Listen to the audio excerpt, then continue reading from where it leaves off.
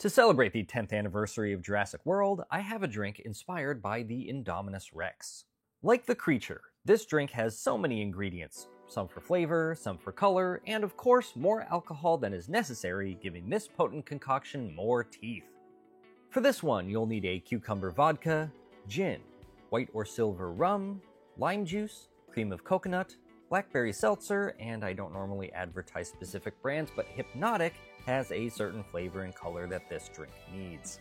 The More Teeth cocktail is more refreshing than sweet, and the ingredients blend well enough that you don't know the alcohol is in there until it's already sunk its teeth in you. In a shaker, combine 3/4 of an ounce of cucumber vodka, 3/4 of an ounce of gin, 3/4 of an ounce of white rum, a half ounce of that Hypnotic, a half ounce of lime juice, and just a half teaspoon of cream of coconut. Shake it well with some ice, then pour it over fresh ice in a glass. Top that off with about 6 ounces of that blackberry seltzer, and good luck. Cheers! To continue the 10-year anniversary of Jurassic World, I have here my collection of Indominus Rex figures. However you feel about the first Jurassic World film, whether you find it to be a wild ride from start to finish, the most brilliant piece of Jurassic Park satire you've ever seen, or a shark-jumping mess, I think we can all agree that the Indominus Rex was a surprising addition. Some of you out there love it, and more power to you. I personally find the design kinda boring, and that's fine. That said, for my Godzilla and Jurassic collectibles, I do like to have representation of every creature. How much love I have for the creature or design will determine how much space it takes up on my shelf. The more I like it, the bigger the figures I'll get, hence my small collection here. Starting in 2015, we have these Hasbro minis that were only available in a 15-creature multi-pack blind bag, say that 5 times fast, at Walmart. There were 3 colors of each dinosaur to collect, which means you theoretically had to buy at least 3 bags to collect them all. I never got the brown Indominus Rex, but that's okay with me because I like these colors better. Most of the little dinos were scaled down versions of their larger Hasbro sculpts, and some of them looked better than others. Either way, I like the blue and cream coloration the best. Then Mattel got the license and got right to work proving why they deserved it. In what I think was a clear power move, they released their own 15-creature Walmart-exclusive multi-pack bag, which included a transparent Indominus Rex in what I consider to be a far superior sculpt. Each bag came with the same dinosaurs, so you didn't have to buy multiples. But I did, which is how I learned that the paint seemed to vary wildly from figure to figure, from basically none at all to a whole lot of white. I was disappointed that they never re-released this guy in a fully painted version, so I had to do it myself. Then I got this guy for about $5 that's clearly a scaled down version of the Destroy and Devour Indominus Rex. At 6 inches long, this guy features a hollow plastic body with solid rubber arms, legs, tail, and quills on the back of his neck.